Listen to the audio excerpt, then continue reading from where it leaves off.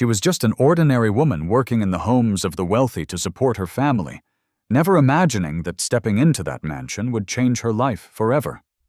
The first sound of Sarah Miller's new life was a pathetic sigh, a cough, a groan, and then silence. The engine of her 20-year-old sedan died, leaving her stranded on the shoulder of a quiet country road. Through the heat rising from the hood, she could just make out a weathered wooden sign in the distance. Welcome to Havenwood, Vermont. She was miles from her destination, and her new beginning was already broken. With a cry of pure frustration, she slammed her palms against the steering wheel. The impact did nothing but send a painful vibration up her arms. It felt like a cruel joke from the universe. Just a week ago, she had a life, or at least the semblance of one, an apartment in the city, a stressful but stable job in a call center. Now she had nothing. Laid off due to corporate restructuring, served with an eviction notice she couldn't fight. She was packing the miserable remains of her life into this rust bucket on a desperate pilgrimage to her grandparents' house, her last refuge. Frustrated tears pricked at her eyes. She tried her cell phone, no signal, of course. She was well and truly stuck a castaway on an island of asphalt and failure. She was about to drop her head to the wheel and give in to despair when the crunch of gravel sounded behind her. An old, dusty pickup truck, the color of a faded blue sky, had pulled over. A man got out from the driver's side. He wore worn jeans that hugged his frame, a simple gray t-shirt stained with grease, and a pair of sturdy work boots. A light beard shadowed a strong jawline, and as he approached, he pushed a lock of dark hair from his forehead, revealing eyes the color of warm whiskey. "Looks like you're having a rougher welcome to Havenwood than most," he said, his voice a low, calm rumble. He offered a small, kind smile that seemed to instantly soothe the frantic edges of her panic. "You could say that," she replied, her voice thick with unshed tears. "Let's take a look," he said, not waiting for permission. He moved with a quiet, easy confidence. He leaned over the hood, his hands moving with a practical, knowing grace. She watched the muscles in his forearms contract as he tinkered with the engine. He didn't treat her like an inconvenience or a damsel in distress. He just worked a focused calm radiating from him. Within minutes, he had coaxed the engine back to life, albeit with a rough, unhealthy sound. "It's not a permanent fix," he said, wiping his greasy hands on a rag he pulled from his back pocket. "But it should get you into town. I'm Jack, by the way. I'm a mechanic at Joe's garage." "Sarah," she said, a wave of genuine gratitude washing over her. "Thank you. You saved my life." "Just being neighborly," he replied. "Where are you headed?" As it turned out, her grandparents' house was only a few blocks from his garage. He insisted on following her there in his pickup. "Just to make sure you get there okay," he said. The gesture was so simple, so unexpectedly thoughtful, it made her heart ache a little. When she finally pulled into the driveway of the small, cozy house, he stopped his truck at the curb.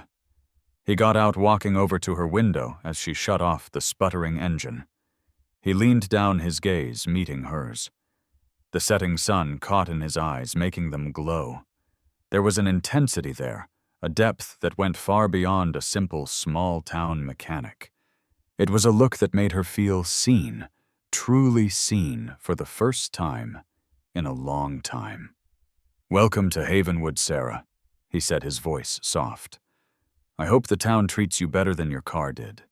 He gave her one last small smile, then turned and walked back to his truck, leaving her sitting in the sudden silence. Her new life had started with a breakdown, but as she watched him drive away, she felt a strange, unfamiliar flutter of hope. For the first time, she was deeply grateful her car had broken down. The next morning, Sarah found Joe's garage tucked away on a quiet side street. It wasn't a sleek, modern auto body shop. It was an old, cavernous building that smelled of oil, metal, and honest work. The sound of a wrench clanking against steel echoed from within.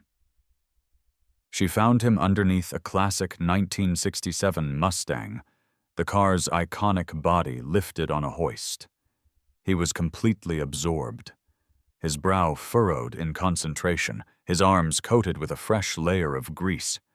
The sight of him so focused, so passionate about the intricate mechanics of the machine was unexpectedly and powerfully attractive. He wasn't just fixing a car, he was communing with it. "Morning," she said, her voice making him startle slightly. He slid out from under the car on a wheeled creeper and sat up, a smile spreading across his face when he saw her. "Hey, breakdown stranger. Knew you'd find your way." As he worked on her car, they talked. The conversation flowed as easily and naturally as if they had known each other for years. She told him about her call center job, the endless parade of angry customers, and the soul-crushing feeling of being a faceless voice on a phone. She confessed her dream of being a writer, of creating worlds with words instead of just repeating a script. He listened, truly listened, asking thoughtful questions. In turn, he spoke of his own past, though in vague, carefully chosen terms. He talked about his passion for classic cars, for the simple, tangible satisfaction of taking something broken and making it whole again with his own hands. "Got tired of the rat race," he said, tightening a bolt on her engine. "Decided to get out of the family business and do something real for a change." The phrase family business was delivered so casually that she pictured a small hardware store or a local construction company. He seemed so genuine, so grounded, and so completely removed from the world of corporate ambition she had just escaped. He was the most authentic person she had ever met. He charged her a ridiculously low token price for the repair, waving off her protests with a simple, "Welcome to the neighborhood." Just as he was wiping his hands, a phone vibrated silently in the pocket of his jeans. The ring was a discreet, low hum, not the loud ringtone she would have expected. He pulled it out, his brow furrowing as he looked at the screen. He turned away from her, taking a few steps toward the back of the shop for privacy. The relaxed, easygoing posture of Jack the mechanic vanished, replaced instantly by a subtle, almost imperceptible straightening of his shoulders. A quiet authority settled over him. His voice was low, but in the cavernous silence of the garage, she caught fragments of the conversation. The tone was what struck her. It was the voice of a man used to giving orders, a voice that expected to be obeyed. "Don't postpone the board meeting," he murmured, his back still to her. "I'll handle the Tokyo merger on Monday. My decision is final." He ended the call and stood there for a moment, his shoulders still tense. Then he took a visible breath, and the tension seemed to melt away. He turned back to her, Jack's relaxed, friendly smile returning to his face. But this time it didn't quite reach his eyes. There was a shadow there, a flicker of a world she couldn't see. A dozen questions bubbled up in Sarah's mind. Board meeting, Tokyo merger. It didn't fit. It didn't make any sense. "Tokyo merger?" she asked, trying to make the question sound light, casual, as if she'd only been half listening. He met her gaze, and for a split second she saw a flash of something in his eyes, a flicker of conflict of a man weighing his words. He glanced away, his attention suddenly focused on a stray wrench on the workbench. "My family has some business," he said, his voice dropping to that same low, serious tone she'd overheard.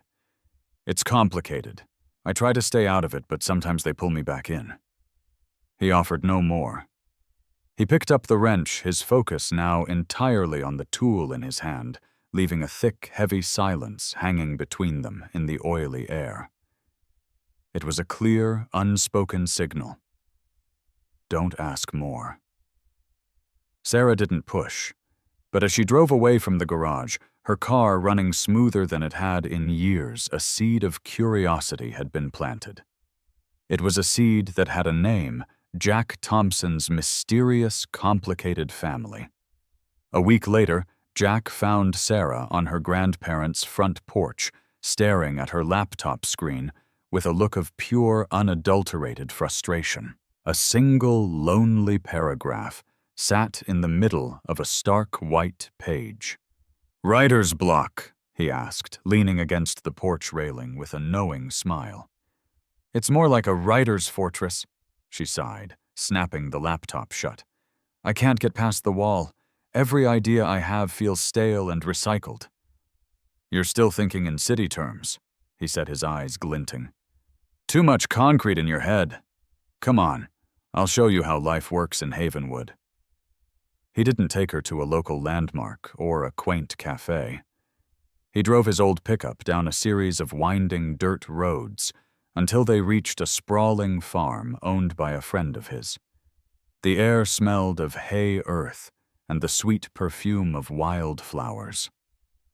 The afternoon became an enchanting, hilarious montage of Sarah's rural education. Jack, with a patience that was both amusing and incredibly endearing, taught her how to approach a horse without spooking it, how to hold the reins, and how to gently guide the massive, gentle creature on a slow walk through the pasture.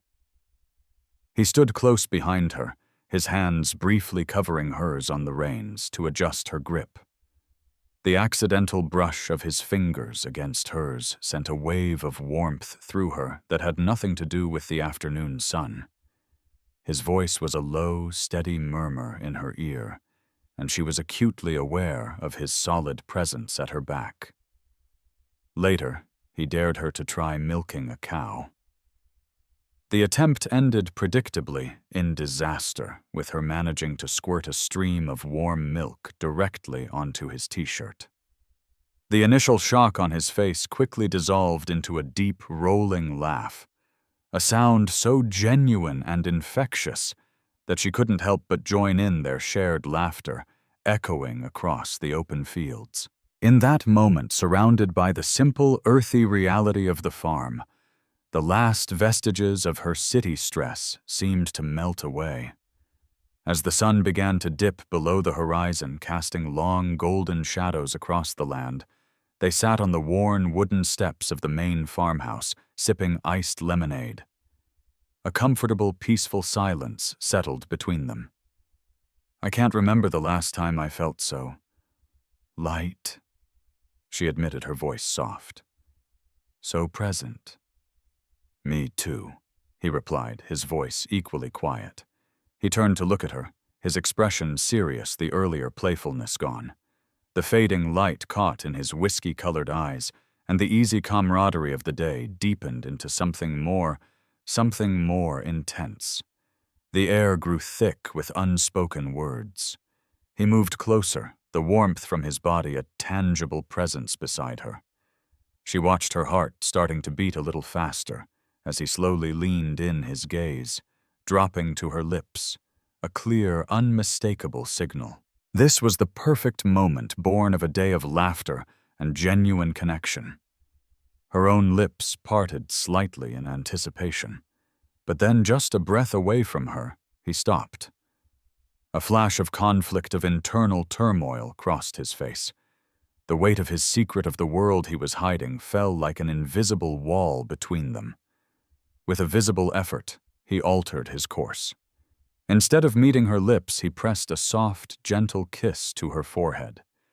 The gesture was achingly sweet, but it was a retreat, a denial of what they both clearly wanted. He pulled back his smile, a little sad. "It's getting late," he said, his voice strained. Sarah was left confused, a swirl of disappointment and questions clouding the perfect day. She had felt the shift, the magnetic pull between them, and she had felt his sudden, inexplicable withdrawal. There was a barrier around him, something she couldn't see or name, and for the first time, it made her feel shut out. Jack, meanwhile, walked back to his pickup, silently cursing himself. He had wanted to kiss her more than anything, but in that last second the lie he was living had felt like poison on his lips.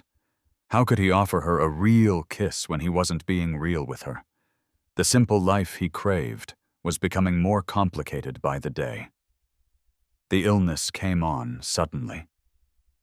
A thief in the night. Sarah woke in the dark, a deep, shuddering chill racking her body despite the warm Vermont air. Her head throbbed with a dull, relentless ache, and every muscle felt like it was made of lead. The flu hit her with a brutal, unforgiving force, leaving her weak, feverish, and barely able to lift her head from the pillow. She tried to tough it out, not wanting to worry her elderly grandparents. She stumbled to the kitchen for water, her body trembling, but the effort left her so dizzy she had to grab the counter to keep from fainting. Defeated, she retreated to her bed, surrendering to the waves of fever and chills. 2 days passed. Jack had texted, but her replies were short and delayed. An unfamiliar worry began to gnaw at him. It wasn't like her. On the 3rd morning, unable to shake the feeling that something was wrong, he drove to her grandparents' house on the pretense of returning a book he'd borrowed. Her grandmother met him at the door, her face etched with worry. "She hasn't been herself, Jack. Won't eat, barely gets out of bed. She's burning up with fever." Without a second thought, he stepped inside.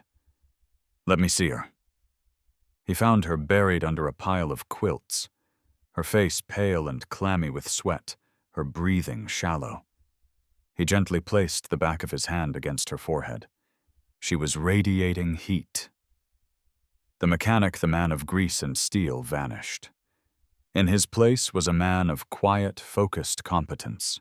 He spoke to her grandparents, his voice calm and reassuring, promising he would take care of everything. He went to the local pharmacy and returned with medicine, electrolyte drinks, and soup ingredients.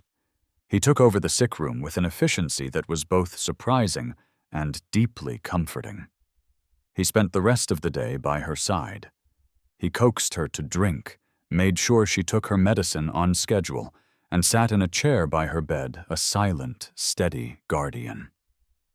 When she grew restless, he picked up the book she'd been trying to read and began to read aloud, his low, rumbling voice, a soothing balm on her frayed nerves.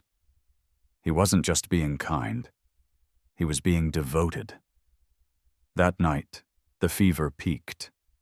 Sarah drifted in a disorienting, feverish haze, caught between waking and dreaming. In her delirium, old anxieties surfaced, whispering of failures and abandonment. "Not good enough," she mumbled, her voice a weak, broken whisper as she tossed her head on the pillow. "Everyone always leaves." Jack, who had been keeping vigil in the dimly lit room, overheard.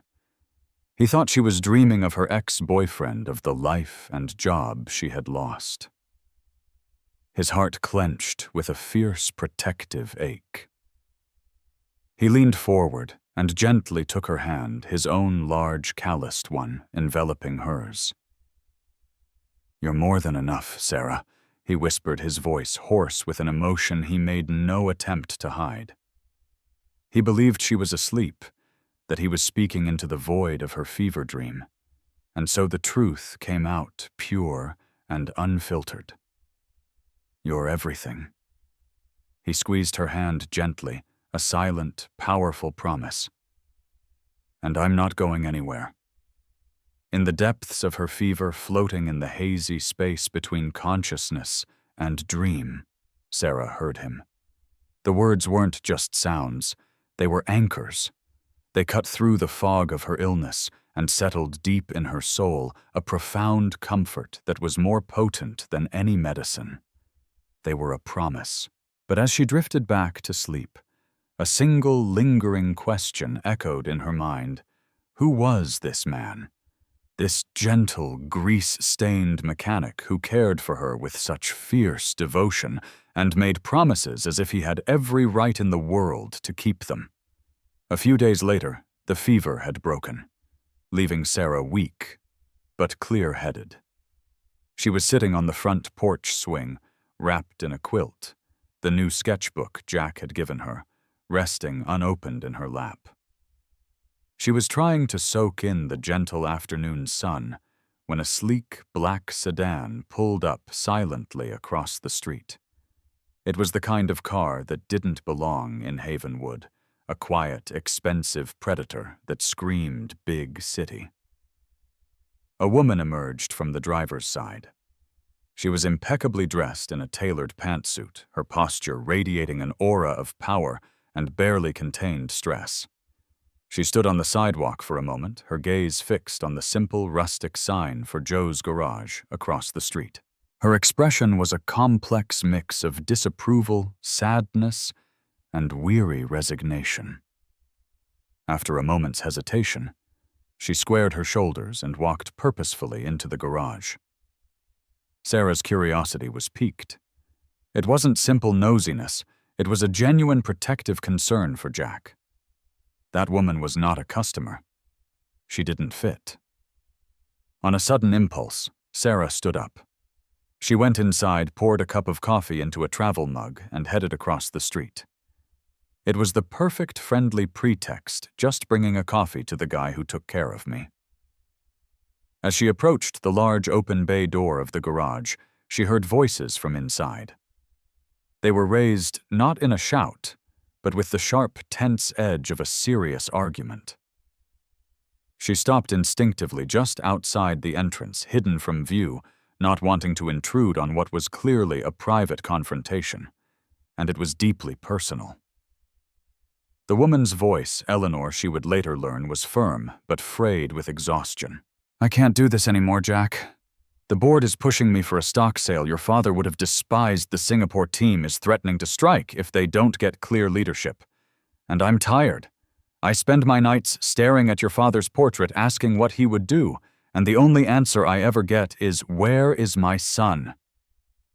Jack's voice, when he replied, was tense, tight, almost unrecognizable.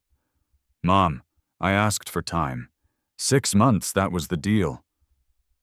"Time for what?"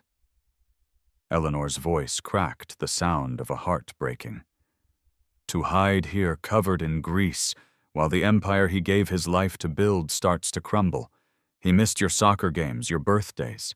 He worked himself into an early grave to give you a legacy, Jack, not a cage you could just run away from. I'm not asking you to be him.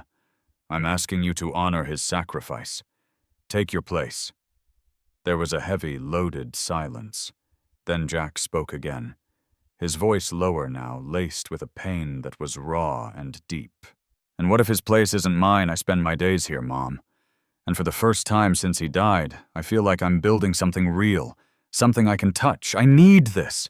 I need to know that I'm more than just a last name on a shareholder report." Sarah backed away slowly, the coffee mug forgotten in her hand, her heart hammering against her ribs.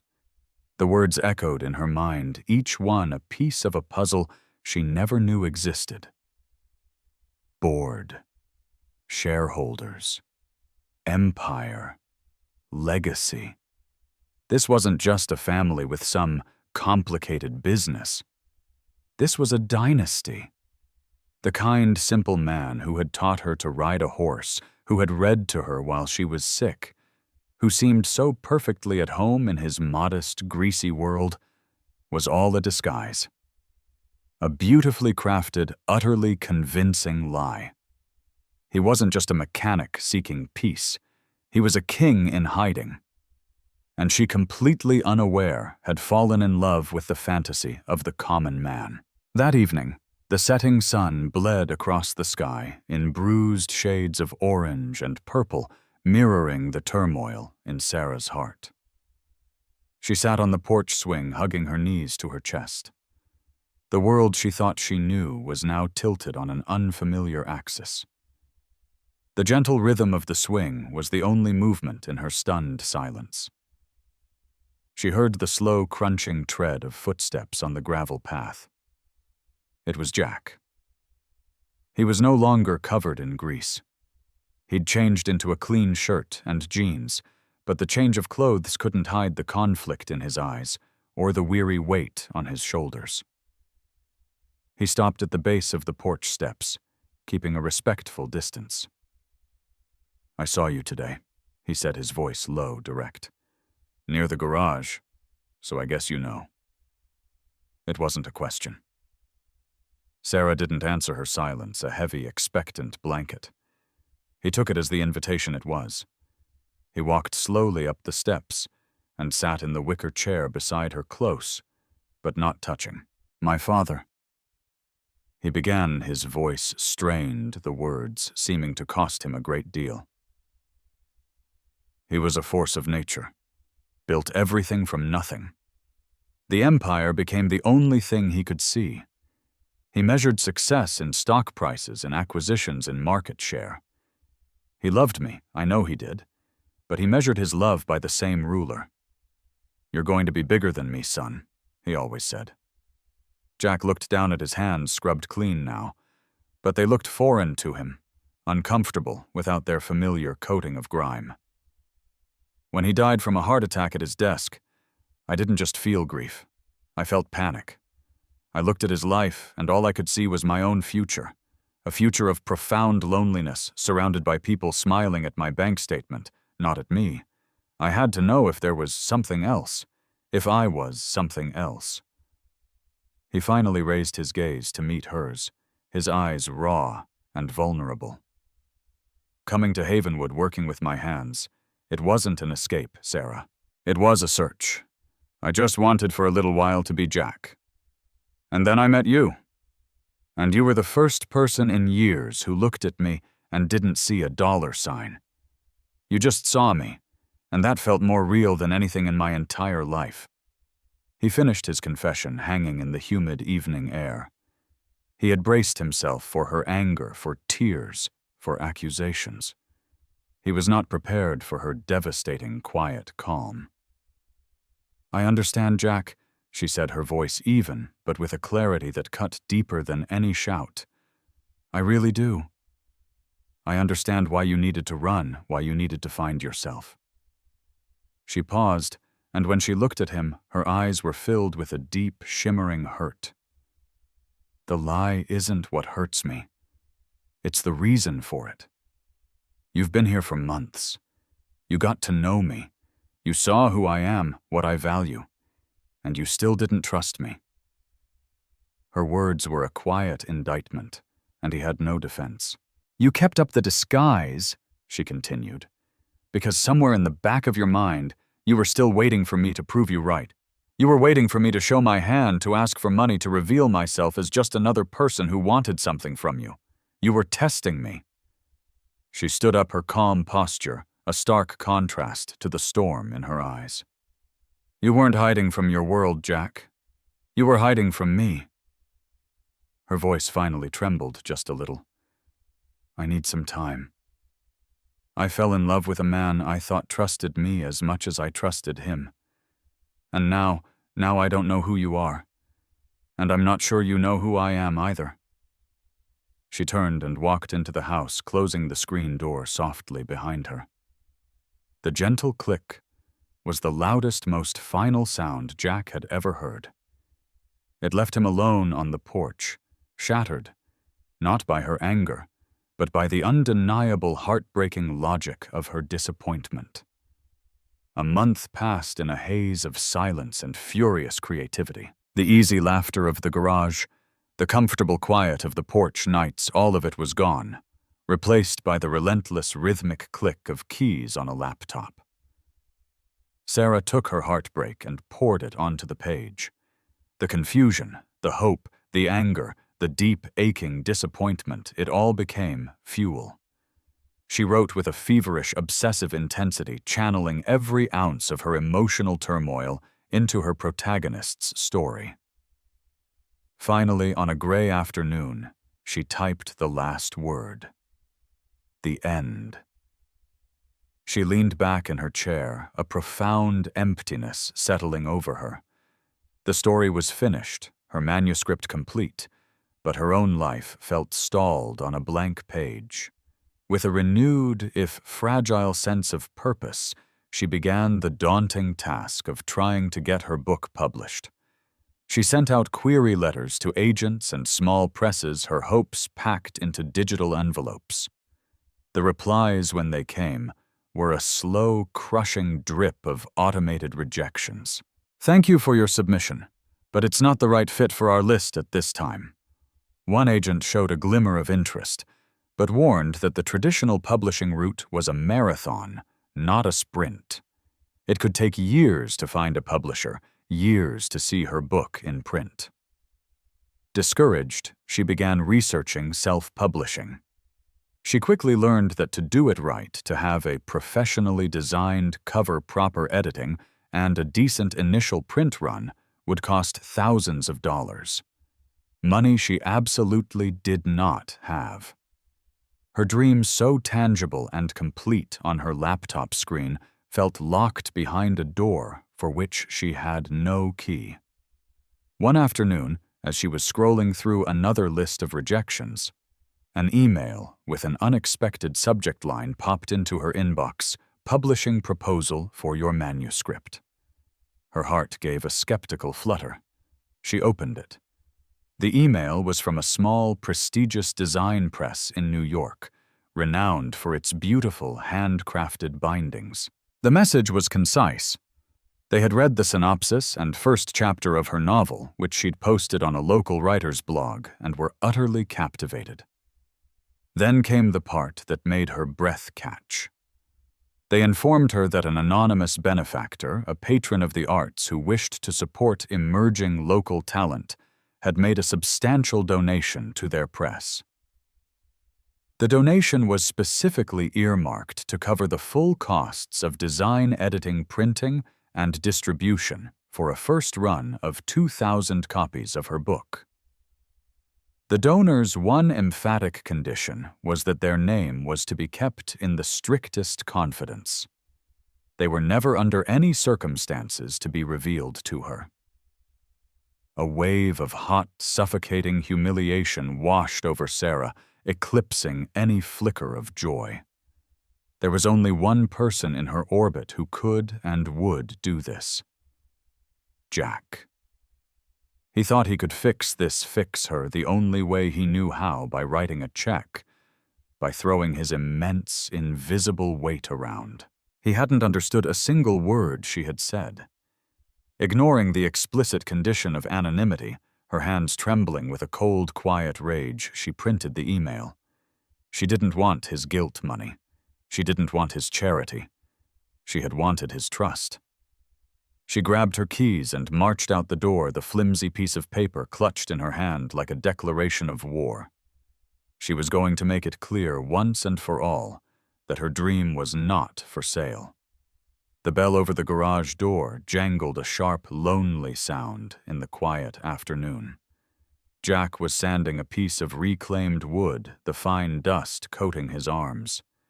He looked up, and a hopeful light flickered in his eyes, when he saw her, a light that was instantly extinguished by the thunderous expression on her face. She didn't raise her voice. She didn't have to. Her anger was a cold, controlled force. She walked to the workbench and slapped the printed email down between them. "I can't accept this, Jack," she said, her voice low but unwavering. He looked from her face to the paper, a deep line of genuine confusion forming between his brows. "Accept what, Sarah? What are you talking about?" "The donation," she said, a knot of frustration tightening in her throat. "The anonymous benefactor, for my book. I know it was you. I appreciate the gesture, I really do, but I don't want my dream to be funded by your guilt. I told you I needed to do this myself." The sincerity of his confusion was disarming. He picked up the paper, his eyes scanning the words. She watched his face, saw the moment he understood the implication, and then saw the flash of hurt in his own eyes. "Sarah," he began, his voice filled with a desperate, honest urgency, "I swear to you on my father's memory, this wasn't me." He let out a short, sad laugh. "If I had known you needed help, I probably would have done exactly this." He admitted, a dry, self-deprecating smile touching his lips. and I would have been just as wrong, but it wasn't me. Before she could process his denial, the bell jangled again. It was Eleanor. She was on her way to visit her son, a tentative step toward mending their own fractured relationship. She paused in the doorway, her experienced eyes immediately sensing the palpable tension between them. Her gaze dropped from Jack's conflicted face to Sarah's angry one, and then to the printed email on the workbench. "Oh," she said softly, a look of deep understanding dawning on her face. "It seems my anonymity didn't last very long." Both Jack and Sarah turned to stare at her, stunned into silence. "You," Sarah whispered the single word, full of disbelief. "It was me," Eleanor confirmed, taking another step into the garage. She walked toward them, her expensive shoes making soft sounds on the concrete floor. Her gaze was fixed on Sarah, and it was surprisingly gentle. "I read your book's synopsis," Eleanor explained, "the one you posted on the Havenwood Writers blog. The story of a young woman who leaves her old life behind to find something more authentic, something real." Her gaze shifted, moving from Sarah to her own son, who was watching her utterly dumbfounded. Eleanor's eyes filled with a sudden shimmering film of tears. "That story reminded me of my Jack," she said, her voice cracking with emotion. "And even more, it reminded me of the man my husband always wished he'd had the courage to be." She looked back at Sarah, her expression a mixture of gratitude and a deep, motherly sadness. "I didn't invest in your book because you're the girl my son is in love with." She said the statement so matter-of-fact, it made them both flinch. "I invested in it because your story gave me hope.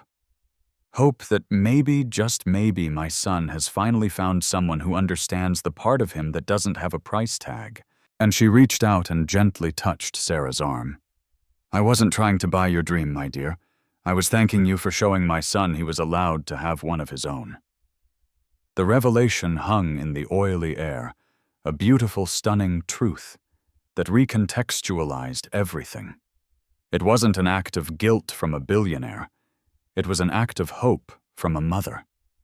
It was a bridge, not a wall, and it left Sarah and Jack standing side by side, united by a gesture of profound depth that neither of them had ever expected. After Eleanor left, a new kind of silence settled over the garage. It wasn't the heavy, angry silence from before, nor the awkward silence of strangers. It was a quiet space of reflection, thick with the weight of the revelation that had just unfolded. "I am so sorry." Sarah, still stunned, was the first to speak. Her voice was low, heartfelt, stripped of all its earlier anger. "Jack, I'm sorry," she said, looking at the worn wooden workbench between them. "I accused you unfairly." He shook his head, immediately closing the distance between them until he stood on the other side of the bench. "No, Sarah. You have nothing to be sorry for. You assumed the logical thing based on the man I showed you I was. That's on me." He braced his hands on the workbench, his gaze locked on hers, his vulnerability a raw, open wound. "When you said I was testing you, you were right. I didn't see it then, but you were. I was so consumed by my own fear of being used again, so focused on the past, that I couldn't see the incredible, honest person right in front of me." His voice dropped, filled with a self-awareness that was painful to witness. "I wasn't doubting you, Sarah. I was doubting that something this good could possibly be real, and that is my failing, not yours." His complete and total ownership of his mistake, his refusal to let her share the blame, disarmed her completely. The last of her anger dissolved, replaced by a wave of empathy. For the first time, she saw past the billionaire and the mechanic, and saw the man burdened by his own scars. "So," she said, her voice a little stronger now, a flicker of a challenge in her eyes, as she finally met his gaze. What do we do now? The question wasn't about the book. It wasn't about his mother's money. It was about them. He understood the challenge implicit in her words. This wasn't forgiveness, not yet. It was a door cracked open just enough for him to prove he could be the man she deserved. A slow, genuine smile, the first she had seen in over a month, spread across his face. It was a smile of pure, unadulterated hope. "Right," he agreed, his voice steady. "No more secrets. No more half-truths." He paused, his smile becoming a little shy, a little nervous. "But for this to work, you're going to have to let me take you on a proper date. For real this time." The proposal hung in the air. It wasn't a grand, sweeping solution. It was something much smaller and much more significant. It was a quiet, honest request for a new beginning, a chance to start from scratch with all the cards on the table. The next night, Sarah waited on her grandparents' porch, a nervous flutter in her stomach. She had no idea what to expect. Zine. A helicopter whisking her away to a 5-star restaurant in New York. The possibilities that came with his reality were dizzying. Instead, a familiar welcome sound filled the quiet street. It was the low, throaty rumble of the '67 Mustang. It pulled up to the curb, but it was transformed. The car that had once been a work in progress, a symbol of his disguise, was now flawlessly restored, its deep blue paint gleaming under the twilight sky, the chrome polished to a mirror shine. It was no longer just a mechanic's project. It was a masterpiece. It was the first tangible proof that he could merge his two worlds. He stepped out, not in a suit, but not in his grease-stained work clothes either. He wore dark jeans, a simple, well-fitting black shirt, and the same kind smile he'd had the day her car broke down. He didn't take her to a fancy restaurant. He drove them out of town, up a winding road that led to the top of the highest hill in the Green Mountains. There, silhouetted against the starry sky, stood an old abandoned observatory, its dome a dark half-sphere against the heavens. From the trunk of the Mustang, he produced not a catered dinner, but a wicker basket filled with sandwiches from the local deli, a bottle of red wine, and a thick, soft blanket. In the center of the observatory's dusty floor, he had already set up a large, powerful telescope. "My first love," he said, with a shy, almost boyish grin, gesturing to the telescope. "Before cars, before anything, I wanted to be an astronomer."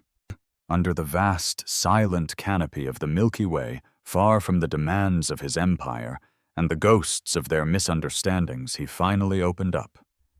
He didn't talk about stock values or corporate strategy. He pointed out the constellations, telling her the stories his father had taught him as a boy, before the business consumed him.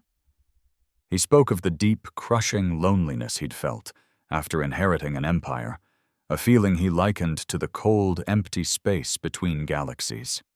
He confessed that the garage wasn't just an escape.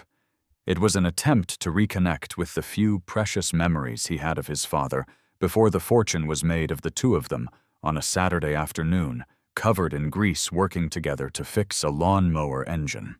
For the first time, Sarah wasn't seeing the billionaire who hid his identity, or the charming mechanic with a secret. She was seeing Jack, a man trying to map his own place in the universe, trying to reconcile the boy who loved stars with the man who inherited the world. As he was speaking, his phone buzzed in his pocket, its screen casting a brief, intrusive glow on his face. Sarah caught a glimpse of the caller ID, Mark Turner, CFO. Jack glanced at the screen, his story faltering for a second. Sarah watched him, her breath caught. This was it, she realized. A real test. He looked from the glowing screen back to her watchful eyes in the starlight. Without a moment's hesitation, he reached into his pocket, pressed the button on the side of the phone to decline the call, and silenced the device completely. "They can wait," he said, his voice firm, his focus entirely back on her. The gesture was simple, but its significance was monumental. It was the first time he had consciously, unequivocally chosen her over the demands of his other life. The final invisible barrier between them seemed to dissolve into the cool, star-filled night. Weeks after their real date, a fragile new reality had taken root. Their relationship was a secret garden they tended in the small town of Havenwood, a world away from the pressures of his other life. But they both knew it couldn't last forever. One afternoon, Sarah watched from her bedroom doorway as he packed a sleek leather suitcase. The sight sent a pang of anxiety through her. "Are you sure you have to go back?" she asked softly. He turned his face etched with a heavy resignation. "I have to," he said, his voice tired. "My mother, the board, my father's legacy. I can't just abandon it all. It's my responsibility." He crossed the room and took her hands, his grip tight. "But this is temporary. I'll find a balance. I promise. I'll fly back every weekend." He returned to New York and stepped back into the role of Jack Thompson, the formidable CEO. He was brilliant, decisive, and commanded every room he entered. The business world celebrated the return of its prince. But Sarah, watching from afar, saw a different story. In the society pages and online business magazines, she saw pictures of him at galas and board meetings. He looked exhausted. The light she had seen in his eyes at the observatory was gone, replaced by a familiar, haunted look, his father's look. The promised weekends began to falter. A board meeting emergency one week, an unexpected crisis in the Asian market the next. The phone calls grew shorter, filled with the weary stress of his corporate life. Sarah tried to be understanding, she really did. But a cold dread was beginning to settle in her heart. The empire he had returned to honor was consuming him just as he had always feared. One night they were on the phone, his voice so strained and distant, it felt like he was calling from another planet, not just another state. "I miss you, Jack," she whispered, the ache in her voice palpable. There was a pause on the other end of the line, filled with the static of a bad connection and a world of regret. "I miss you too, Sarah," he finally answered, and the defeat in his voice was like a physical blow. "More than you can imagine." She hung up the phone with a sinking, painful certainty. She was losing him. Not to another woman, but to the ghost of his father, to the relentless, soul-crushing weight of an empire he had never wanted. Late on a Tuesday night, Eleanor Thompson let herself into the silent, cavernous executive suite of Thompson Corporation. She found her son exactly where she knew she would, exactly where she had found his father for 35 years. He was hunched over his massive desk, the glow from a laptop screen casting long, tired shadows across his face. He was surrounded by stacks of reports, a lone glass of whiskey sweating beside his hand. He was the perfect picture of the king in his lonely castle. "Jack," she whispered from the doorway. For a terrifying, heart-stopping second, the man who looked up wasn't her son, but her late husband. The same weariness, the same haunted look in his eyes. The momentary confusion shook her to her core. He blinked, surprised to see her. "Mom, what are you doing here?"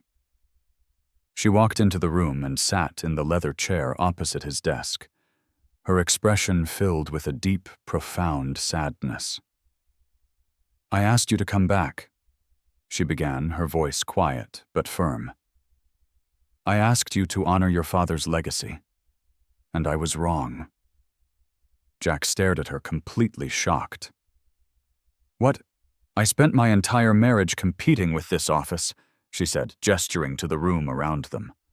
"I loved your father, but I lost him to this company long before his heart gave out.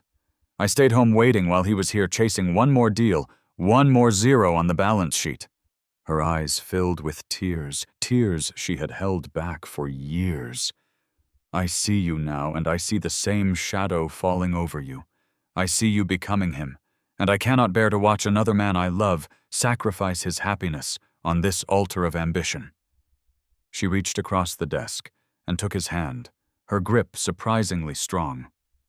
"Your father built all this because he was terrified of the poverty he grew up in. He wanted to give us security. But in the end, his greatest fear was that he'd only managed to build a gilded cage. He told me once near the end that his biggest regret wasn't the deals he lost, but the soccer games he missed." She looked him directly in the eye, her love for him a fierce, protective force. "The greatest legacy you can give your father isn't to run his company into the ground with your own misery. It's to have the courage to be happy, the courage he never found for himself." She squeezed his hand. "Go, my son. Go back to your life. Go back to her." The permission, the blessing from the one person he felt he owed this sacrifice to, was the key that unlocked his cage. He looked at the empire spread before him, the reports, the global markets, the endless responsibility. Then he looked at the small framed photo he kept on the corner of his desk. It was a picture he'd taken of Sarah at the farm, laughing, her face tilted up to the sun. For the first time, the choice wasn't a conflict. It was a moment of soul-deep clarity. He stood, walked around the desk, and kissed his mother on the forehead. Then he grabbed his coat, and without a single backward glance at the empire he was leaving behind, he walked out of the office. On the night of her book launch, the small independent bookstore in downtown Havenwood was buzzing with an energy it hadn't seen in years. The entire town, it seemed, had come out to support her. Her grandparents stood in the front row, their faces beaming with a pride so pure it made Sarah's heart ache. She stood at a small podium, the finished book, her book in her hands. It was beautiful, the cover, a simple, elegant design, her name printed in clean, confident letters. She was radiant. She spoke about her journey, about second chances, and about the courage it takes to start over. She thanked her family, her new community, and her publisher, never mentioning the anonymous donor, honoring the spirit of the gift. But as she spoke, a quiet melancholy tugged at the edges of her joy. She had emailed Jack about the launch weeks ago. He had replied with a genuinely happy, supportive message, but explained he had a critical, unavoidable business trip to Tokyo that same week. She understood she really did, but his absence was a palpable void in the crowded room. As she finished her speech, and the applause washed over her, she scanned the crowd one last time, a hopeful habit she couldn't break, searching for a familiar face she knew wouldn't be there. But then she saw him. He was standing at the very back of the bookstore, leaning against a tall shelf of classic literature, partially obscured by the crowd. He wasn't in a suit. He was in his simple jeans and a dark shirt, looking tired, travel-worn, but undeniably there. His eyes were fixed on her, and he was smiling a real, genuine, unguarded smile that reached right into her soul. The world around Sarah seemed to slow down, the noise of the crowd fading to a distant hum. Their eyes locked across the room, and in that single silent moment, 1,000 conversations passed between them. Later, as the line for book signings began to dwindle, he made his way toward her. He waited patiently until the last person had gone. Then he approached the table. "I thought you were on your way to Tokyo." she whispered, her heart hammering against her ribs like it had just run a marathon. He answered, his voice low and soft, just for her ears. He stopped right in front of the table, close enough for her to see the exhaustion and the profound relief in his eyes. I was at the airport, but I realized I was getting on the wrong plane. The only place I needed to be today was here. The simple, profound truth of his words left her breathless. He hadn't just missed a meeting. He had chosen a destination. He had chosen her. The last of the guests had drifted out, leaving the bookstore in a state of happy, settled silence. The owner was in the back, counting the register, giving them a bubble of privacy. They stood by the signing table, the air between them thick with all the things that had been left unsaid for weeks. "I saved one for you," Sarah said, her voice a little shaky. She reached under the table and pulled out a fresh, crisp copy of her book. "It's the first one the printer sent me." He took it from her hands, his hands gentle, holding it as if it were a sacred object. He ran his thumb over her name on the cover, a look of immense pride on his face. "I'm so proud of you, Sarah," he said, his voice thick with an emotion he didn't try to hide. He opened the cover to the first page, expecting to see a simple, signed autograph. Instead, he saw her familiar, elegant handwriting filling the blank space. It wasn't a signature. It was a dedication.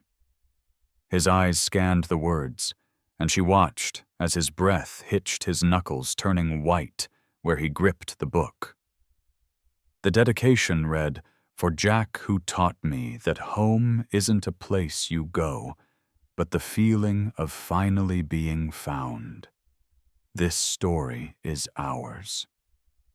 The words were a confession, a declaration, and an absolution all in one. It was her entire heart laid bare in 2 perfect sentences. It was everything she had been unable to say, now immortalized in print. "Sarah," he whispered, his voice breaking. He looked up from the page, his eyes shining with unshed tears. The tough CEO, the stoic mechanic, both had vanished, leaving only a man completely undone by her love. "I have something for you too," he said, his voice regaining its strength. He reached into his jacket pocket, his hand trembling slightly. "I've been carrying this around since the day I went back to New York.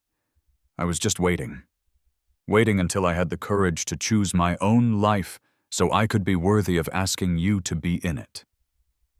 He pulled his hand from his pocket. In his palm wasn't a ring box. It was a single, simple, steel, hexagonal nut, a piece of hardware from a car engine. It was clean, but she could see the worn marks on its edges. And then right there, in the quiet, book-filled store she had created, surrounded by the stories of 1,000 other lives, he got down on one knee. "Sarah Miller," he began, his voice shaking, but clear, his gaze locked on hers.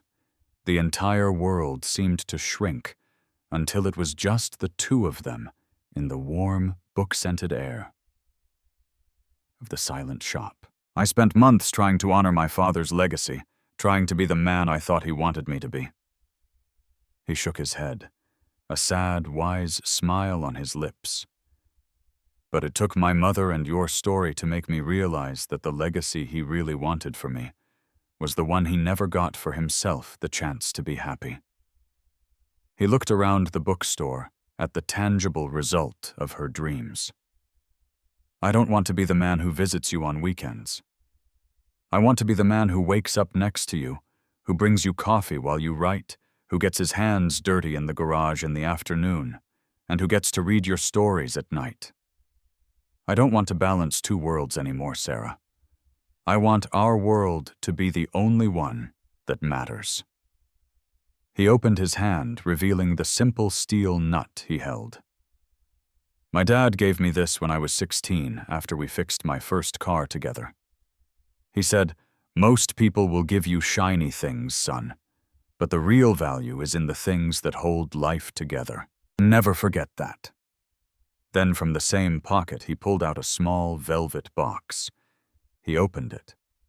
Inside was a stunning, elegant diamond ring. "The diamond is a promise for our future," he said, his eyes shining with tears. "A future of first-class flights and quiet country nights. A future where we build things together."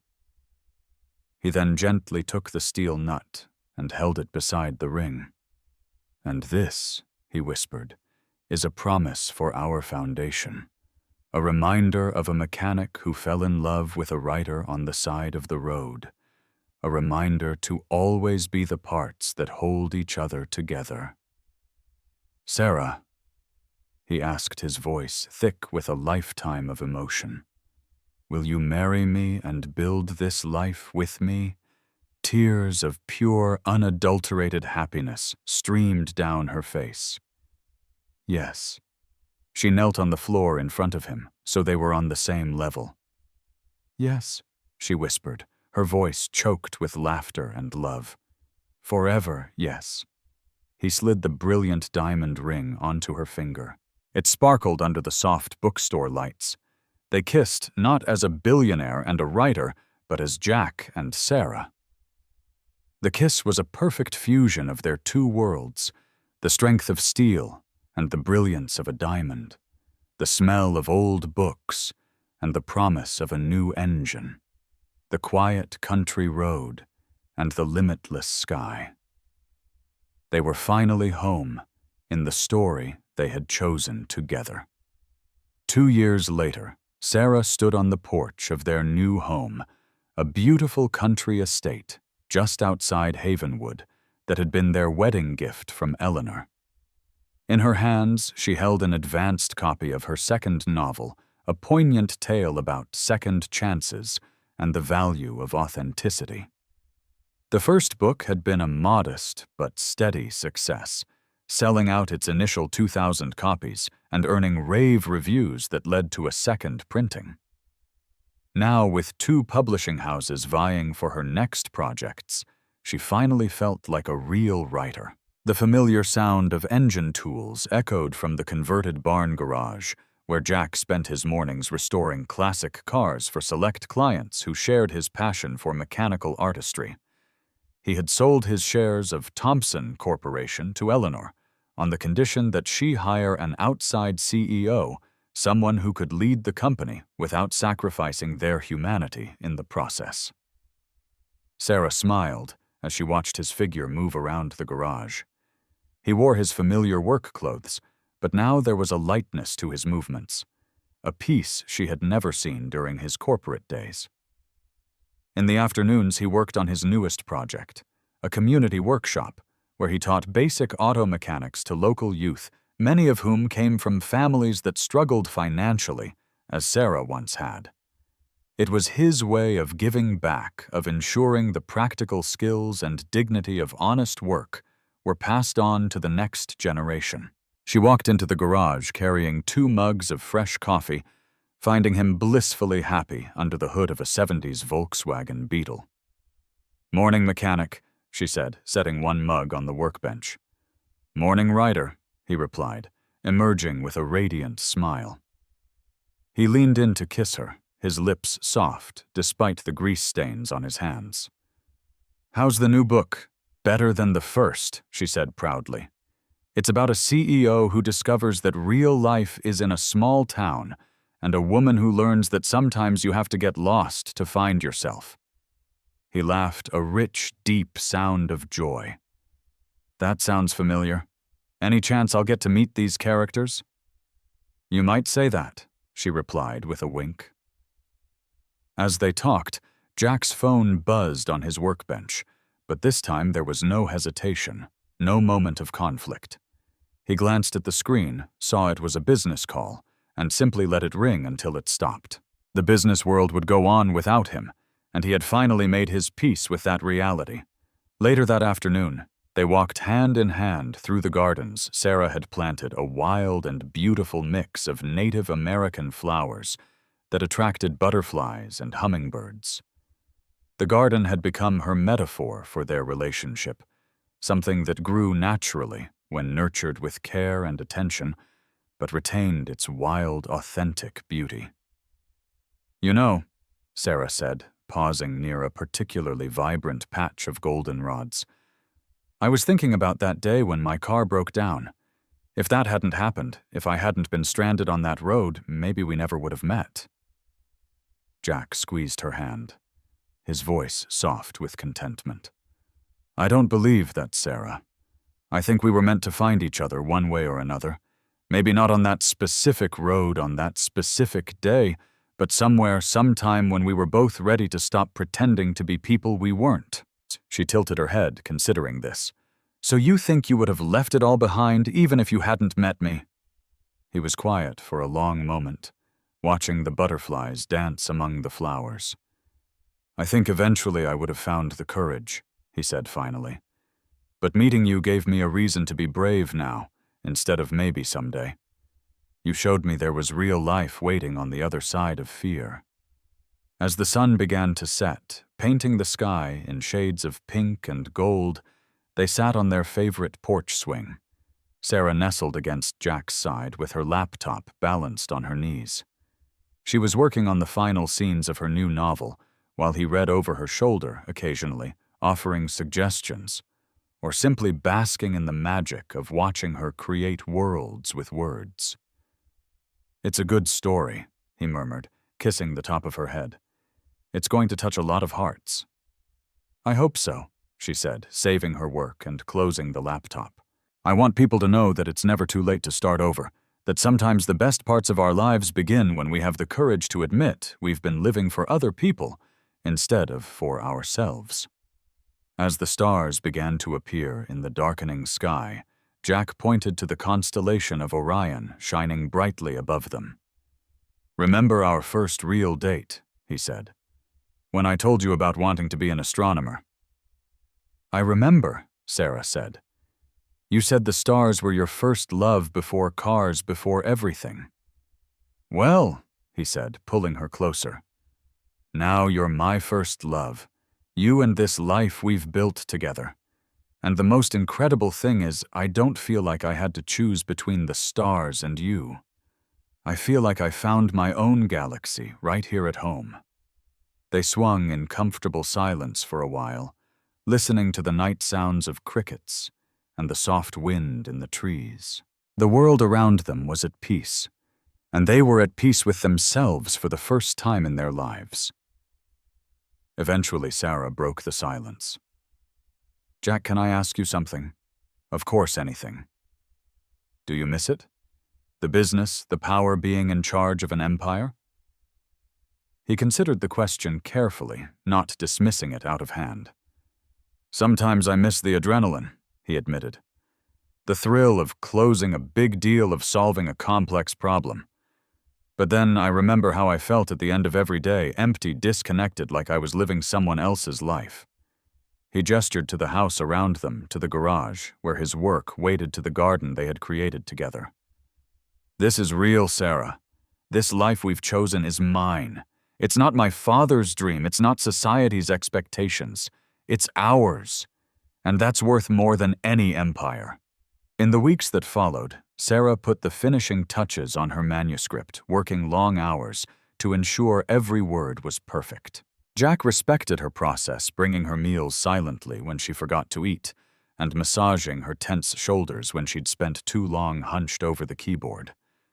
When she finally typed the words, "The End," she leaned back in her chair with a sigh of deep satisfaction. It was her best work yet, a story that came directly from her heart and her experiences. A few days later, a letter arrived from the publisher in New York. Sarah opened it with trembling fingers as Jack watched eagerly over her shoulder. "Dear Ms. Miller," the letter began. "It is with great pleasure that we inform you that your second novel has been accepted for publication. Our editorial team was deeply moved by the emotional authenticity of your narrative, and we believe it will find an even larger audience than your first work. We anticipate a first print run of 10,000 copies with a substantial marketing campaign, including a multi-city launch tour. Sarah let the letter fall from her hands, tears of joy streaming down her cheeks. Jack swept her up in his arms, spinning her around the room as they both laughed with pure elation. When he finally set her down, she looked into his eyes and saw in them the same mixture of pride and love she'd seen on the day of her first launch. "You did it," he said, his voice hoarse with emotion. "You followed your dream and you made it real." "We did it," she corrected gently. "I never could have gotten here without you, Jack. Not just your mother's financial support, but your belief in me, your willingness to risk everything for real love. You showed me that some dreams are worth fighting for." The book tour was a whirlwind success, taking Sarah to bookstores and literary festivals across the country. At every stop, Jack was there, not as the billionaire CEO he once was, but as a proud, supportive husband, wearing jeans and a simple shirt, smiling from the back of the room as she read to captivated audiences. They met other couples who had made similar choices, leaving behind high-stress careers for simpler, more meaningful lives. Each story reinforced their belief that they had made the right decision. On one particularly memorable night in Denver, a woman in the audience raised her hand during the Q&A session. She was clearly well-dressed, probably wealthy, but there was something vulnerable in her voice. "I'm the CEO of a major company," she said, "and your story has really touched my heart. Can I ask how you knew it was the right time to leave everything behind? How did you find the courage to choose love over security?" Sarah and Jack exchanged a look, and she knew he wanted her to answer. "I think," Sarah said, speaking directly to the woman, "that the real question isn't about timing or courage. It's about authenticity. You have to ask yourself if the life you're living is truly yours, or if you're living out someone else's expectations. And if you find someone who loves you for the person you truly are, not for the things you own or the titles you hold, then the choice becomes clear." The woman nodded, tears in her eyes, and Sarah knew her words had found a home. After the event, as they walked through the historic streets of Denver, hand in hand, Jack stopped suddenly. "There's something I want to show you," he said, leading her to a small cafe that was still open. They sat outside under the stars, and he pulled out his phone. "It's a surprise," he said, showing her a series of emails he'd been exchanging with a non-profit organization. "I've been working with a group that helps disadvantaged youth learn trade skills.